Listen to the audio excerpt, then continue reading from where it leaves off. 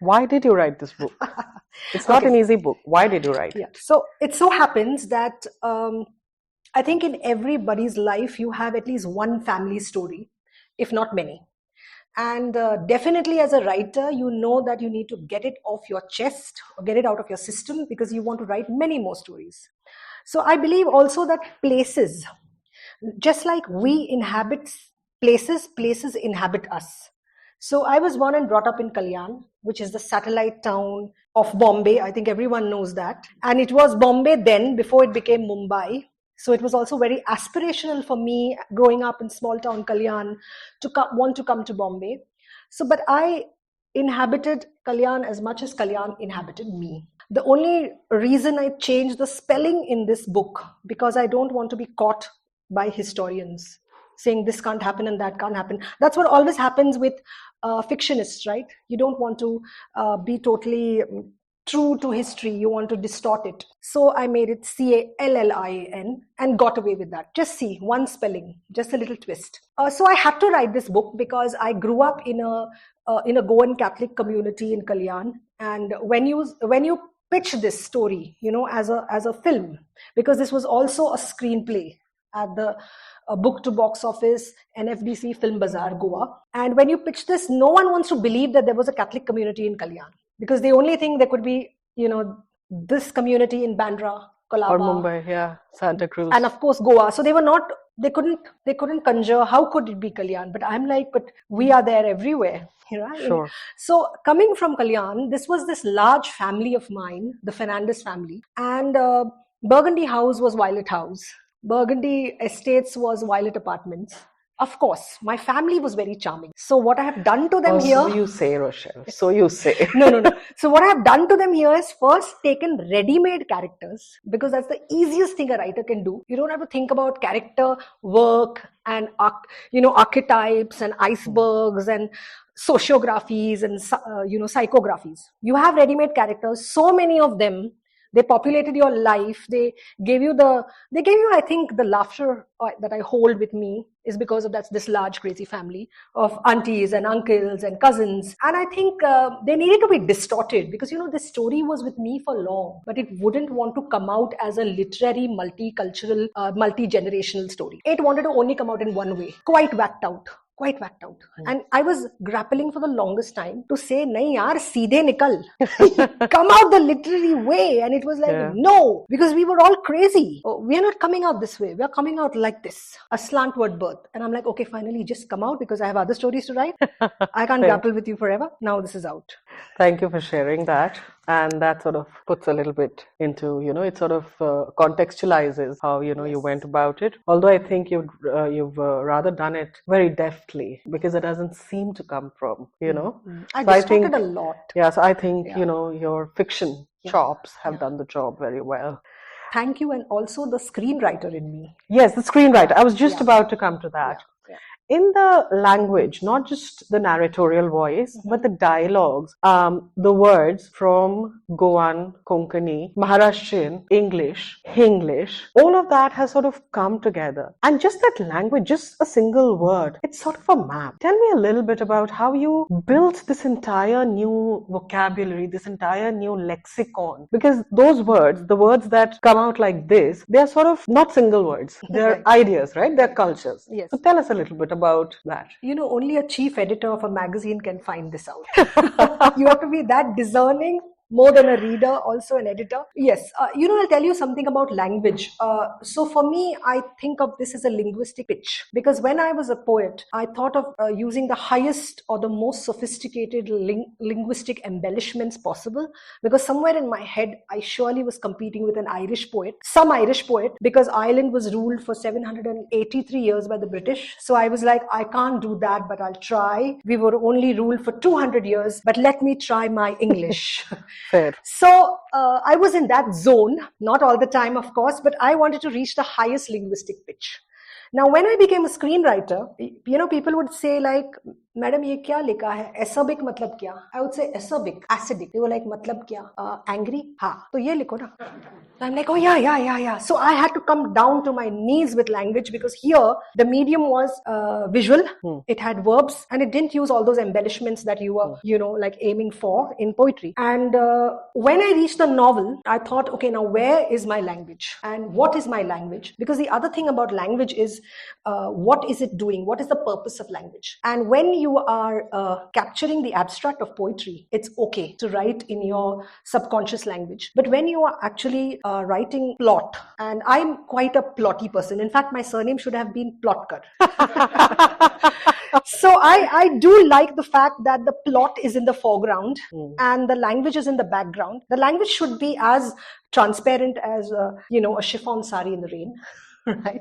I don't want it to be all right in front, and then you're entangled by language and you can't get to the plot or the story or the characters. So I wanted it to play a part where it's transparent enough. And then I can't say I found my language as a novelist. I'm still searching.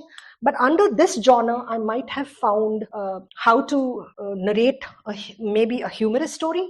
I'm not sure what will happen when I write a thriller, but I want to reach that intermediate space between the poet and the screenwriter, which is just about conversational, natural. This was an effortlessly written book, and I liked it as a writer, to not have to think and labor over each line or each word, and not have to consult the thesaurus or anything, and just write it and have the plot take over, the story take over, the characters. So this was a very different reader feedback than Coins and Rivers. Some of the new readers of poetry, I was happy that they came to poetry, but they said, we can't understand some things. We want to, but we can't. Is this poetry that difficult? I'm like, no, you should have read my earlier works, which are much easier to read.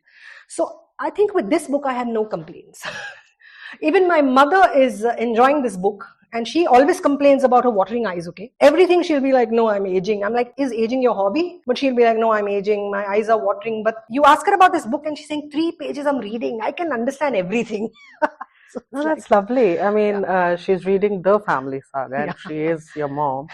No, I understand that about the language, and I think I'll, that image of chiffon sari in the rain, the seductive image of that will remain with me. But I also wanted to actually ask you not just the language that you've used. I'm asking about the Indianness of the words and expressions that you've peppered. And if I may, I'll request you to read something from your book. I will. But to talk about the Indianness, see, I'm very blind to it. Being, an Indian, maybe an Indian English writer, I'm very blind to where Indian languages come in, because it's around us, right? Yeah. So I know that only if you read your work, let's say in a country outside India, only then you might be, you might catch a startled gaze that, okay, what's this mix? And then you become aware that that's Indian English. Otherwise, you're not aware, because we are so multicultural, so multilingual. And that's what, the effortlessness of that in the book is one of the most charming things. That's why I said that it is an unapologetically and a completely Indian book. It's an Indian novel by an Indian English writer. I'm so glad. This almost feels like I'm winning an award, yeah? And I am. Okay. So there are many characters in this book, and I'm also exploring very funnily, because I must confess that this was one book that I chuckled as I wrote it. I also chuckled when the proofread draft came, like the 10th edit. That's not the time you chuckle, because that time, by then you're so tired that the words are like ants on a page. You want to just get it done with. But even then, while I was tired, I knew the story in and out, I suddenly was still chuckling. So I like the fact when a story surprises the storyteller after the 10th round, because it's like, okay, you really didn't care, right? You really cared 2 hoots. So this is so I'm exploring many marriages in this story, whether it's Pedro and Annette, whether it's Gaitonde, who's happily unmarried, or whether it's Fabian, that is Father Fabian Furtado, and Apollina. So I'll just read a little passage from there. But the truths of Fabian Furtado and Apollina were different. Long before it emerged in their marital bedroom, the truth crept out with its scratchy, scrawny, webbed limbs in Fabian's unsuspecting childhood, as he played with the other boys and girls and progressed to various grades, but always went home to seek and find more about God, while others around him were interested in the latest cartoon show on Doordarshan, India's premier public TV channel, or the latest comic book or new adventures of Shikari Shambhu or Chacha Chaudhary or Nancy Drews or the Hardy Boys files. Fabian read up whole verses of the Bible from the end of the last page to the beginning of the first page. He found the Bible was more fascinating, told in a completely different way, in reverse. From the resurrection of Christ at 33 to the birth of infant Jesus. In both cases, the life of Jesus was fascinating, an existence of purity, faith, and forgiveness. Fabian stole his grandmother's prayer books and his catechism teacher's guidebooks, and as an altar boy, even the priest's books to understand God. Jesus intrigued him like nothing else. Fabian couldn't tell anyone of his love for God, because all those around him too loved God and prayed deeply, even if they didn't know exactly that the Old Testament had 46 books and the New Testament 27. But the more he tried to get the attention of his fidgety and anxious mother filled with quotidian frenzy, he couldn't show her how his love for God could ever be an excuse for not being interested in marriage, when that was the basis of their lives. And so once Fabian realized that God wasn't coming to help him in his pursuit and journey, he would give the land but not the grain, give the water but not the well. It was too late. Fabian went to see what happened next, as he failed, that is post-marriage, to conjugate on his marital bed. He felt frozen with the truths of life, which was so different from the notions inside his head. And here it was Apollina rubbing his feet, trying to entice him with her dark, naked, plump body. Why couldn't she see that he was not hers, that he was already taken? Thank you. That's an especially compellingly written, rather heartbreaking scene, but done very, very well. Thank you. Thank you. And Apollina is already sort of inhabiting liminal spaces, right? She is. With her masculinity and femininity. I mean, she's a woman. Yes. And yet she is the savior of the family, yes, who doesn't get the credit because she's a woman. Yes. And I think she saved Fabian, right? Yeah. In this triangle, love triangle. Yeah. So, that was a spoiler. No, that's okay, because I think we've nearly reached that place. Okay. I laughed a lot too while reading it. And I think I messaged you also a few times. Yes. Chuckling. Yes. So tell me, what is humor to you? And how did you, use humor? What literary devices did you use? How did you not only put it in the dialogues, but also in the description of the characters themselves? Yeah. So I think once you decide, once I surrendered or succumbed to the story saying that I want to come out in a whacked out way, I think it became very easy, because I feel that a story is like a magical carpet for the storyteller. You don't fight it. You don't even fight the characters. Like Jason, for example, I wanted to make him a little more mainstreamed as a character. I wanted him to probably be the murderer. But Jason wasn't willing to budge from his graveyard. So, you have these imaginary crackpot discussions where if anyone else sees you, they think you're mad. Totally. Right? Schizophrenic, completely. You know that, right? So I was like, Jason, don't you want some more footage? And he was like, no, I want just this. So I couldn't even fight the characters. Neither could I fight the story. So I just surrender and say, okay, you take over. So the story wanted to be humorous. It wanted its characters to be what they were. And I let them be. And it's nice to just listen and follow a story rather than try to lead it. Because that's what sometimes we do as storytellers. We try to outline it, try to manipulate it, try to put it under some genre or form. And I don't know what comes out. But what if you just jumped off the cliff without any support? No parachute. Yeah. No parachute. And you take that risk. Yeah. So that's what I did. But I must also say something about humor. When I became a screenwriter, I realized that the Navarasas play a very important role in how you write the scenes. And I realized where you are, at what location, watching life before you write it down matters. So for example, if you look very closely at a frame, first of all, you're always outside the frame. You're not an actor as much as an observer. even as a storyteller, as much as parallelly as a human being, you're kind of detaching. But when you're looking at it from this distance, you probably have anger. You move a little further if you incubate that thought, and it'll change into another rasa. Yeah. So by the time you reach humor, it's very far behind telescoped. So I think this is also a telescoped story. The first, the urge for any, like my poetry, some of them, is laced with anger perhaps. It's immediate. But if you incubate, move further and further, it changes. And it's another tale. I think that's fair. I mean, the only good thing that trauma does is the humor that it births at the end of its telescopic journey. But I think it's wonderful that you used humor, because then what happens is that the story, the madness of the characters, that itself doesn't take any space anymore, and the characters sort of actually come alive. Yes. Right? Yes. Because we are all wacky. We are all whacked up. Yeah. In tiny spaces or most of the time. Yes. But and probably you just need to give yourself the permission as a writer to just go and do it. Sure. Without worry. Sure. There's a lot of worry associated with what we write and how we write. So much anxiety. So this was one book that liberated me. Yeah, I'm glad. Yeah. I'm glad. May I request someone to give a signal if we are running out of time, please, because I don't have a watch on me. Yeah, it's 7 o'clock. It's 7 o'clock. Yeah. We still have some time. Yes, we do. All right. We do. Now, all of this so far, my discussion with Rochelle has been wonderful, right?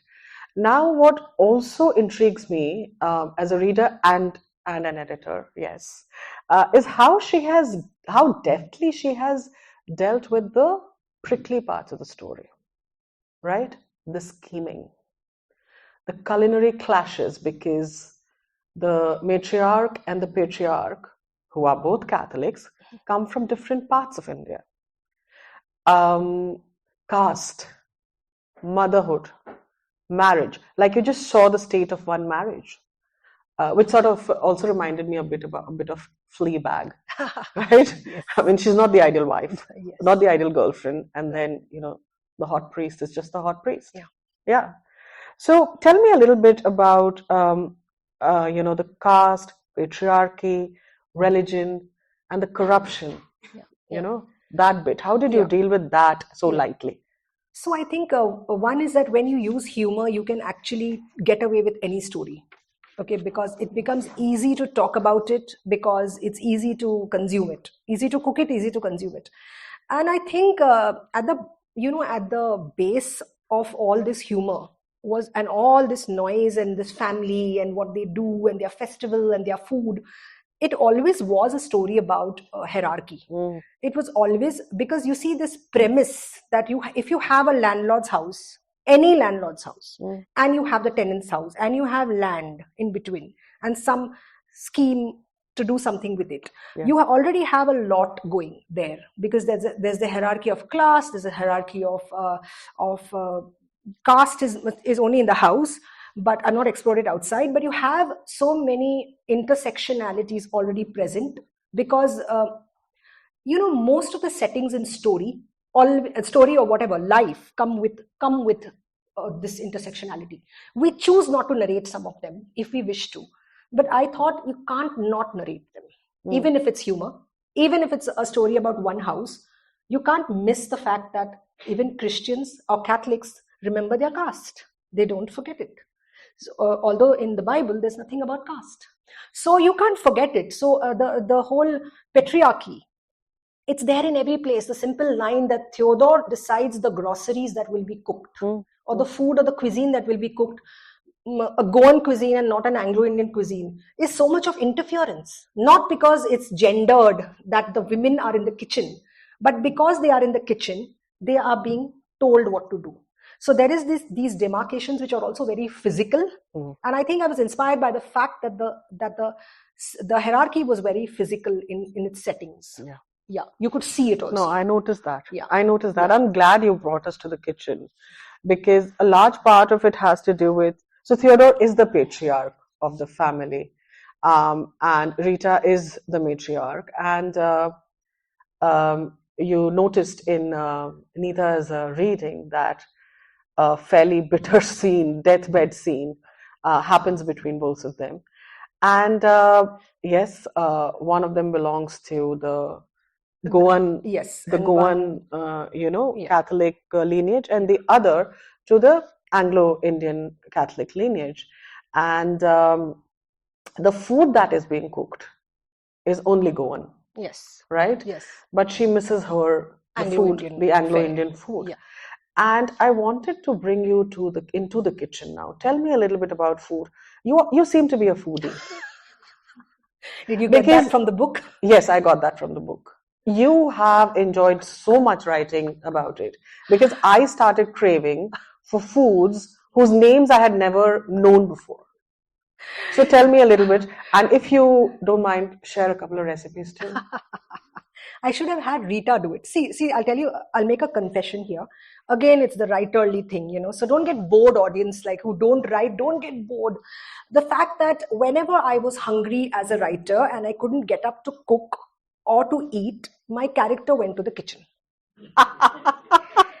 Continuing the plot. I'm going to remember this. Yes. This I'm going to remember. The plot always continued, but suddenly I would find a Mrs. Dias in some story, go to the kitchen to slit a pomfret and put reshado masala, and I'm like, okay, I want to eat it, but I can't. So the plot continues with the frying of that fish. You get it? So when you feel hungry, it's just the transference of that hunger to you. It's just a little bond, an invisible bond between writer and reader, that those were the points I was hungry.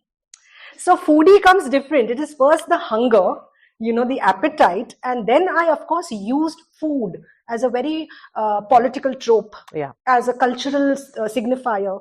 Yeah, I saw that, and that's as the household politics between Anglo-Indian and Goan, because no one else knows what that is. And then you bring in that nuance when she's going to marry Milind. Yes. Yes.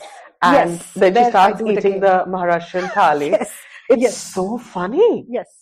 Because I also wanted to show this. See, because I'm married to a Hindu, I wanted to also bring in that experience of what does food mean when you have an interreligious or whatever, inter-community marriage. What does food mean? I mean, does it also become political? Does it also become some kind of little thing? And I just wanted to show it very, very, humorously of how she's adopting that and rejecting this. And there's a lot behind that as well. May I request you to read one of my favorite scenes? It's not food, right? Because they're going to be mouth-wateringly hungry. Of course, that's the idea. No, that's the idea. It's supper time. Honestly, I can't be hungry alone because I read it. Soup time, I cannot be hungry alone. Come on. Come on, we know it's supper time, soup time, but don't do this to them. No, that's fine. So foodie, yes. And sometimes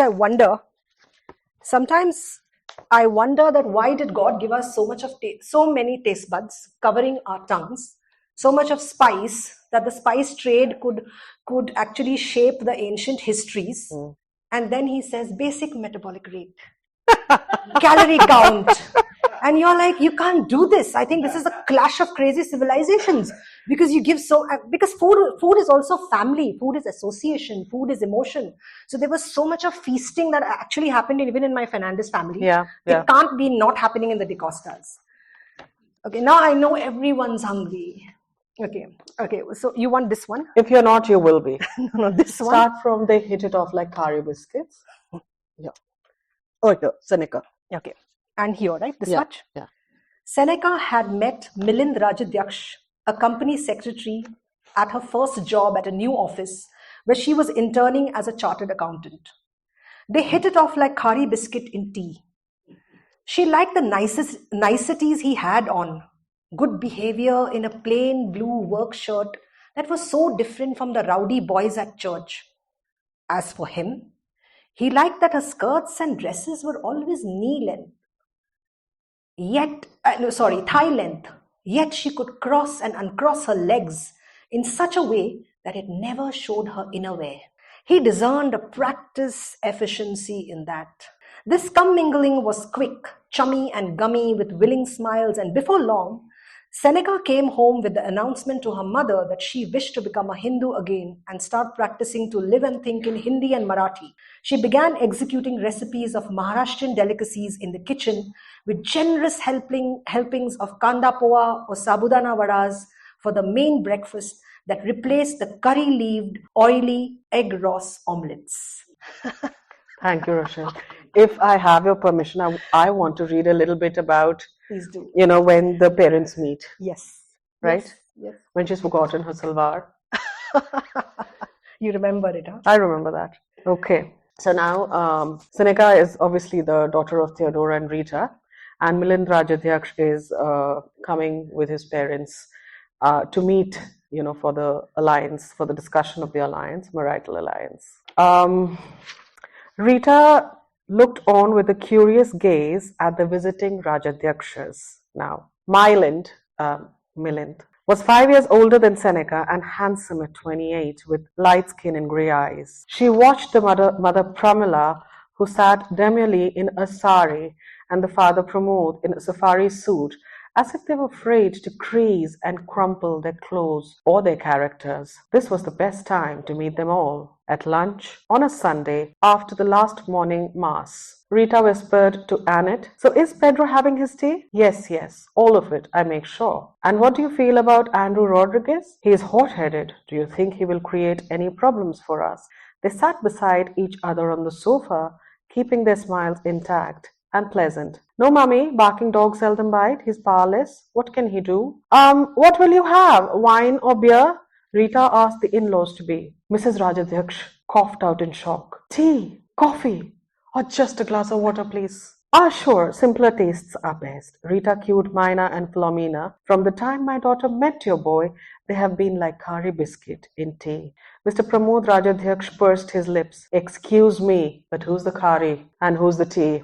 I know Milind wants to join your business, but I have put my foot down. Umpire and what not? But I can't see much of it here. It looks like a nice, ordinary home." Look, you think we will show it out all in the open?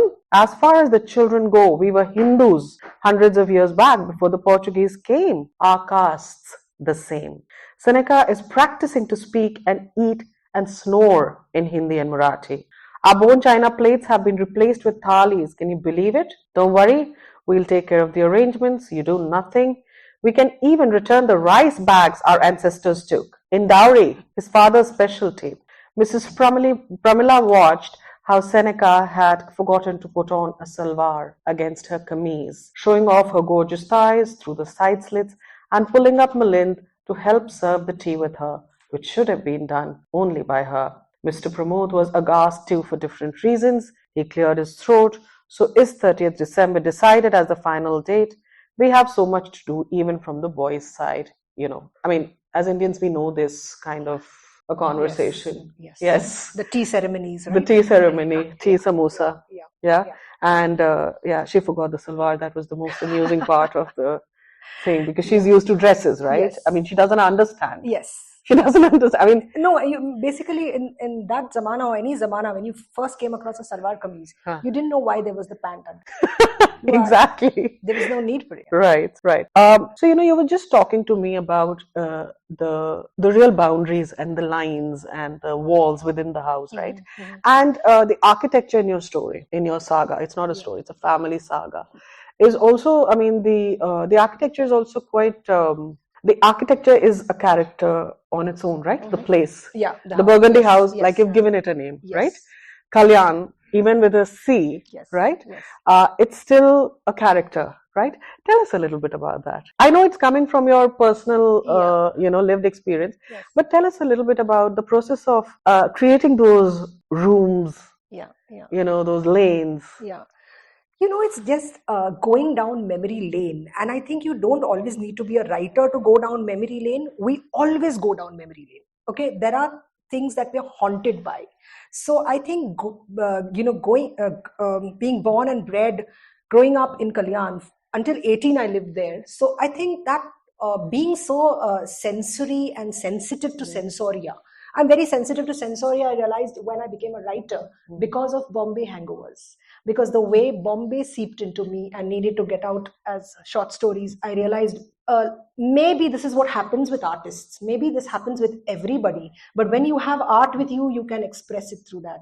So Kalyan was inside me, the Durgadi Kilas and the Birla colleges and those little quaint lanes, those lanes stuck in time. I'm talking of 1990s. Now it's a very different, bustling, overcrowded place. But in the 1990s, it was also pre-internet, right? Yeah. So it was a different culture, it was analogous. See, now we keep talking about the digital world, the Gen Zs, the low attention spans, the 30-second goldfish spans. So we are talking about a lot of digital, what is digital doing to us in a way of multi-fragmentation of attention. I think the biggest questions we are always asking ourselves nowadays is where is attention going? Mm-hmm. At that time, you had a lot of attention, but you had nothing to do. Mm-hmm. So when you had nothing to do, you would see the swaying of trees. You would know how beautifully the wind blew, how it kissed you. Mm-hmm. You even knew the scent of the breeze, because we had a different way of entertaining ourselves. Our scrolling used to happen every day, even if it was groundhog. It was groundhog scrolling, because it's the same quaint town and nothing's happening. And I would often look into the infinity, on my cycle going to school, thinking, wasn't last morning the same as this morning?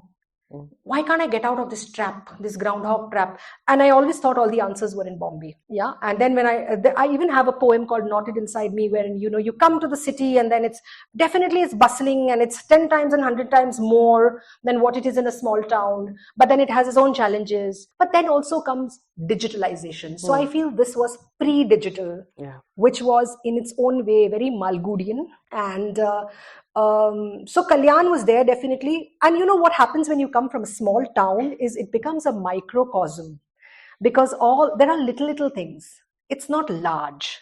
So when you want to understand macrocosms, like a city, like a very bustling city, always understand a microcosm. Mm-hmm. Therefore, if you understand your home, you'll understand the world.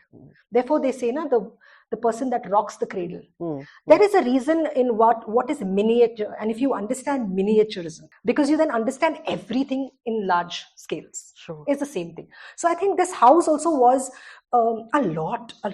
So many people. When I was growing up, we were many family members, many aunties, many uncles, lots of love. Unlike Pedro and all the crazy distortions, there was a lot of feast happening. I mean, I remember my uncles would invite us to all these occasions, Christmas and Easter, and we would eat like professional eaters. What I mean is, we would start at 12 with soup and starters and end by 5. And we were just eating. I told you she's a foodie.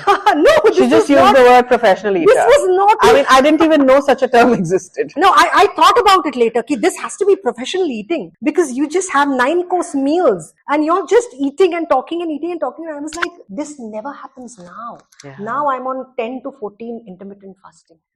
Yeah, we've reached that stage.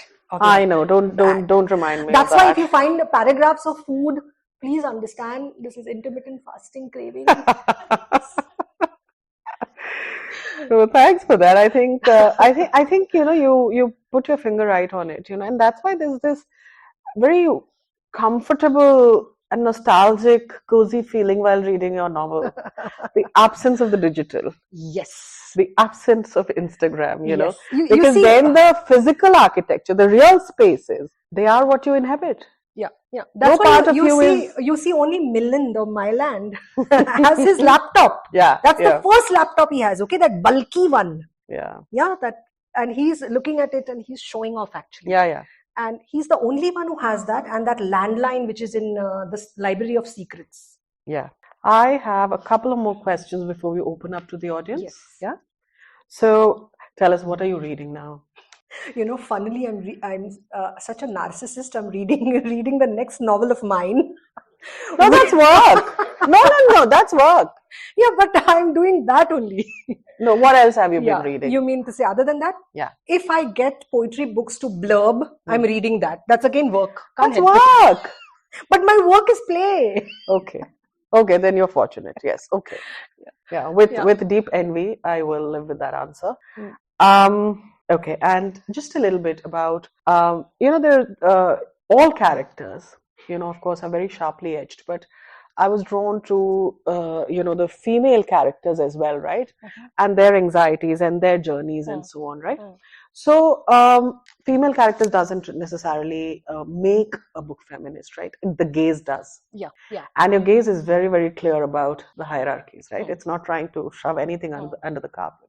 So in that feminist reading, I wanted to ask you, what role does literature play in the contemporary feminist thought, especially in India? What do you think about feminist literature? I think feminist literature is very important because we still have patriarchy, and until it disappears and allows an equality not just between the genders but every community, the largest intersectionality disappears, you need feminist literature, the minimum. And the more and more you have of that is good, because it's going to be a long walk, a really long walk. I think, I don't know, a century long walk or a century long walk still. And I'm so glad that Usawa is featuring feminist literature. And this is one big milestone, but a century-long walk. Thank you. Thank you. Yeah. And, even with the magazine, I think we are practicing the gaze more than anything else, We need to be able to look at things a little more differently. Yes. With a little more honesty, little more nuance, and be able to be a little comfortable even with what is there, because unless that discomfort comes, where will protest come from, and where will a dream for a change come from? Yes, and it's not gendered. It's not gendered. That's the point. Gender is just the most performative of it. Yes, and that's because whenever you say feminist literature, it almost always seems it's tilting again. It's not. Of course, it's bringing in people into the conversation more and more. Actually. Yeah, it doesn't make me a very likable person. When I meet strangers, they ask me, what do you do? I say I run a magazine. Oh, what is it about? It's a literary magazine. Okay, tell me more. It's a feminist literary magazine. And, there will always be inevitably a pause. And then they'll say, we love feminism. We only don't like the radical kind. We only don't like the feminazi kind. We only don't like the ones that want to kill men. I said, okay, I would like to comfort you. We are neither of these. We don't belong to any of these categories, and that has nothing to do with feminism. Do you have a message for the team or the readers of Usawa? I would like to just congratulate Usawa Literary Review and you and the editors, because I think to run a magazine is not easy. And you have run it for so many years. And I'm telling you, I've worked as poetry editor to a few magazines like Jean Rock and many. And it's not easy to run a magazine. So, because you have to curate stuff, right? Material. You have to, and you also have Matchbox now. Yeah. So commendable. So I just want to say, read all that Usawa has with fiction, nonfiction, and submit. If you're a writer and poet, please submit to us. Please submit to us. Right now, we are working sort of around the clock at putting together a special Matchbox issue dedicated to the voices of Afghan women and the voices that talk about Afghan women and their struggles. In May, we did a special issue on the Northeast, on the literature from Northeast of India. So these special issues of Matchbox will keep coming. Submissions for the next Usawa Literary Review issue will also be open sometime this month. So do read, do participate. And with that, I request the audience to ask any question or give any comments about the book. You have the author with you now, exclusively with you. And I have my signed copy, okay? You can get your copy signed after this, but right now you can just talk to her. Please do. Can someone take the mic? And there's a lot of Ulasnagar also, okay, in this, because the Sindhis played a very important role. Yes. So Menka, you would definitely find that there. I look forward to reading it. And I love how you reinvent yourself as a writer with every new book. Thank you. Coming from you, that means a lot. Thank you. Actually, I haven't read the book and I'm looking forward to it. And Menka and I come from Chembur, where the poem Catholics and the Sindhis coexist. Okay. Now, what struck me from what I've heard was how, like, say, with Jane Bottis, there was Cabell. Those are stories that I've heard from my grandparents, I've heard over a period of time. But it never occurred to me that, Kalyan was one such center, maybe a few years down the line, because for me, when I saw Navi Mumbai, that was like in the 80s a satellite city. Yes. And till quite recently, like I used to visit Shahar at least twice or thrice a week, and I was like, okay, I can't do this any longer. But I mean, just to begin a life like this, like take a walk down CALYN. I mean, that was remarkable because I'm a thoroughbred, like, North Goa, South Goa, and everything. So all the little nuances are very deep in my DNA. Yes. And even the food part. So, I mean, this is remarkable. I mean, I'm just very excited about reading about Kalyan. Thank you. And I mean to say, if you cross Murbad Road and Joseph's Colony, these were the places. Because even my school was the Lady of Lourdes High School. So, any more questions? Yes, the gentleman in blue. And I just want to say, if the copies run out, don't worry, because I was pessimistic, so I just got few copies. So I will author copy and send it to you, okay, if it runs out. Ma'am, I just wanted to ask a question about your book, which is not actually about your book as well. It's about the starting of the book. So, what is the idea or what is the thought that has struck you? Please, is it that you just sat and you just thought that, okay, come on, let's write a book, or is it some just idea just strike you that, oh, I can write about this? So no, see, I've been a poet for long. Okay, so writing is always a very daily quotidian activity in any case. And then I was a screenwriter, so I was writing different genres, like rom-com and, like thrillers and everything else. This was a story that needed to come out because it was there from my childhood. It was a family story, or the family characters. The story, of course, is very different. There was no Don in my family, okay? There was no Portuguese mafia. Come on, I've made these characters completely berserk. But they were definitely Goan. Or they always pined to go to Goa. We lived in Nue. Nue is a village. So these characters were already ready-made. I just needed to distort them with the magical wickedness of a writer, change their names so that no one finds out and comes after me. And they don't read only. The best part about my family's support is they don't read. So I can do whatever I want. And so this book needed to come out because I had many other stories inside me, not necessarily all of Goan Catholics.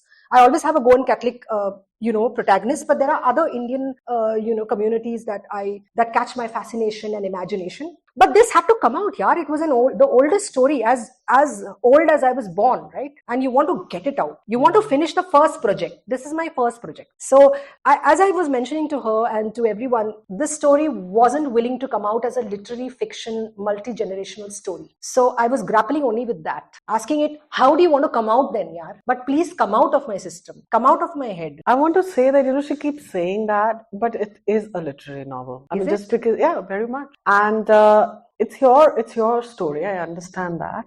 But it's still a very, just because, it reads effortless or you wrote it effortlessly, doesn't take anything away from its literariness, in my opinion.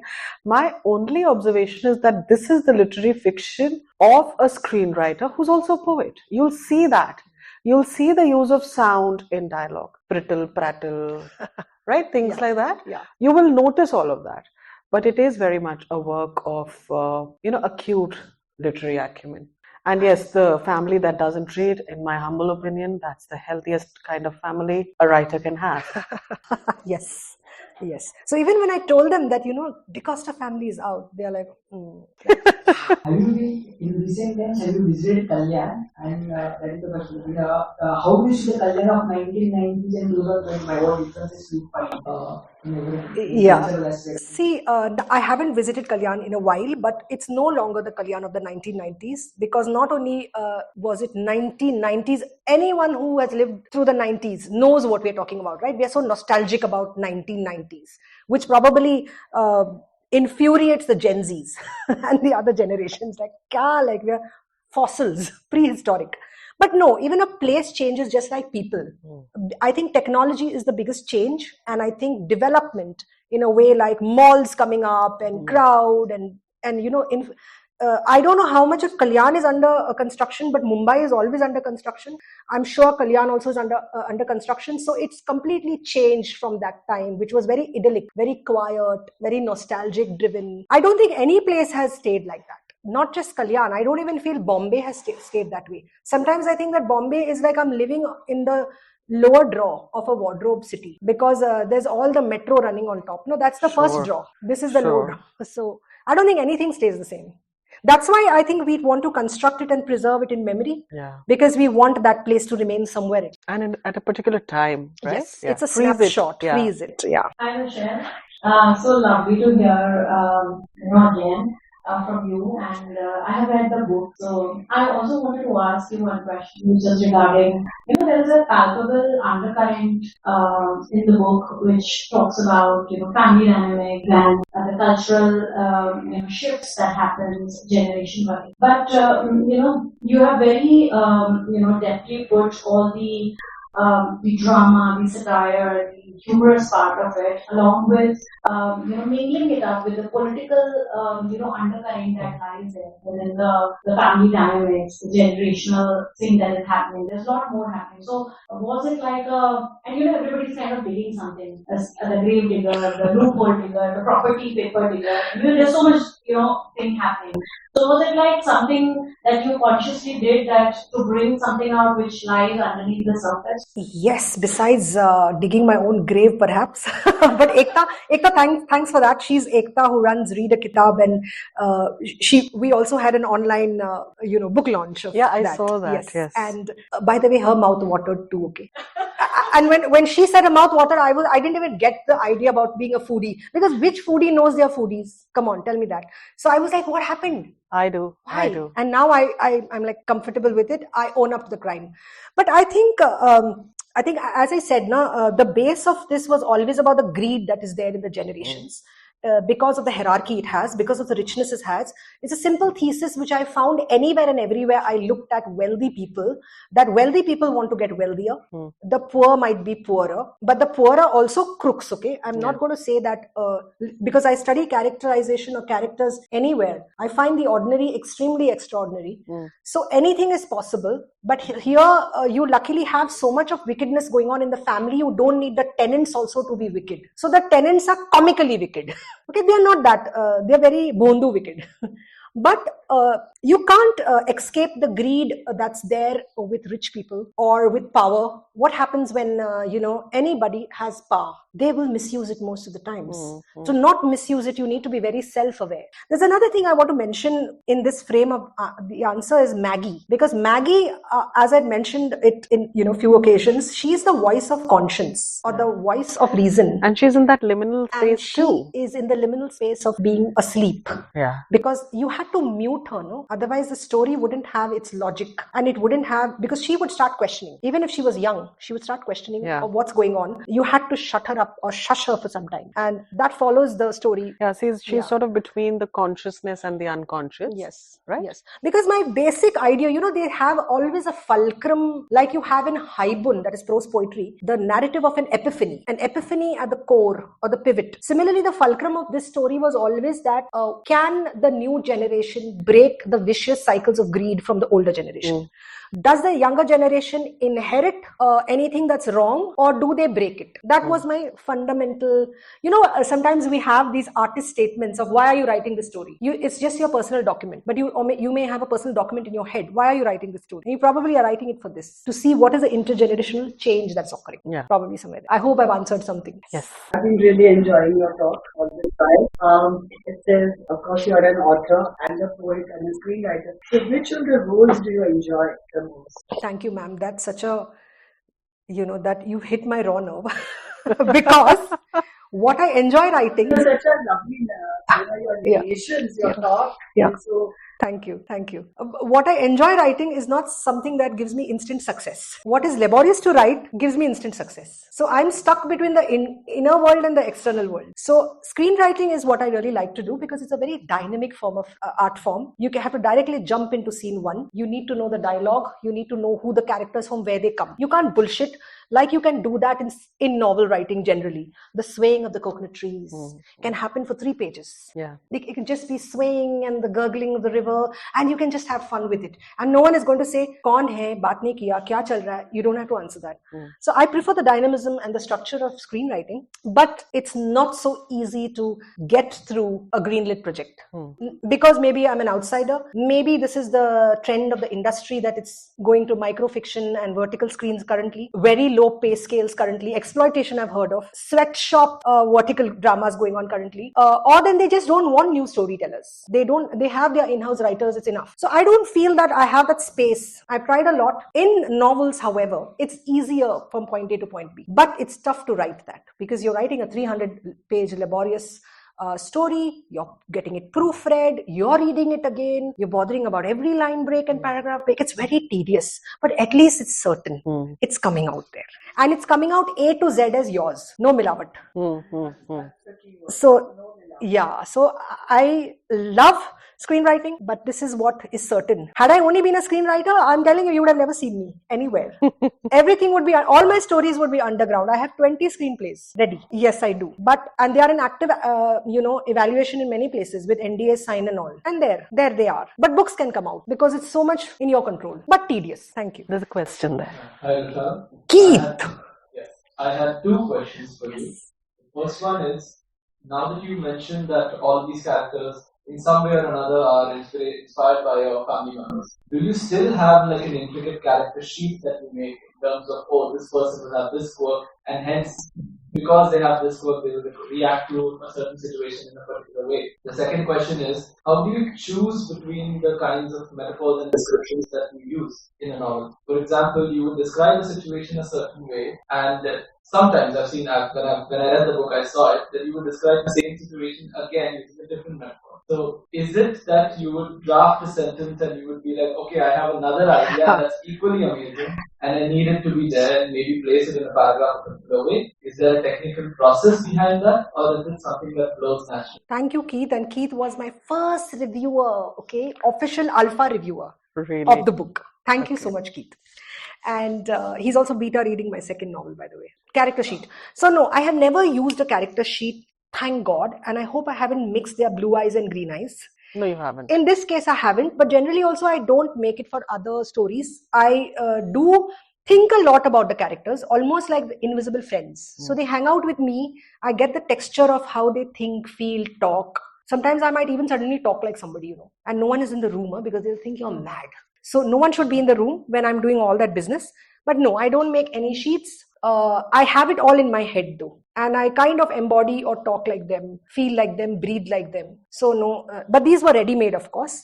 I didn't have to do much. But even otherwise, I don't have sheets. And the next question was... It was about the metaphors. Metaphors. So no, I think, the first thing that I need to do is to feel entertained. If I can't be entertained by my own story, I don't necessarily care who else I can entertain. So I change metaphors because I need to be entertained the next time on. And I twist and turn because I need to be entertained now. So I'm assuming my entertaining quotient is yours. Okay. And sometimes it's risky because what if you want to talk about something? Yeah. And because you're just indulging and you're divergent or you're digressing and you're like, oh wait, the reader might get bored. Luckily that has not happened much. It can, there's a risk, but I want to get entertained first. See, the first taste of a dish is the chef itself, right? Has to taste. Yeah. Again, I'm talking about food. Congratulations. Thank you. Were you attached to some daily newspaper long ago? No, never. I was always just a poet, writer, screenwriter, but not a journalist or columnist. I wish I was, but that requires not bullshitting and telling lies, which I am too good at. See, there's another thing that I'm very good at is I miss the gossiper character archetype. Where are they? Foodie and gossip lover.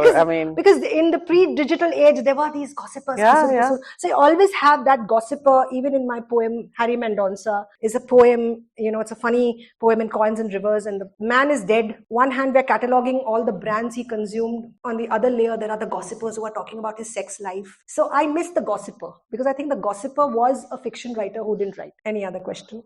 Tick. The meetings?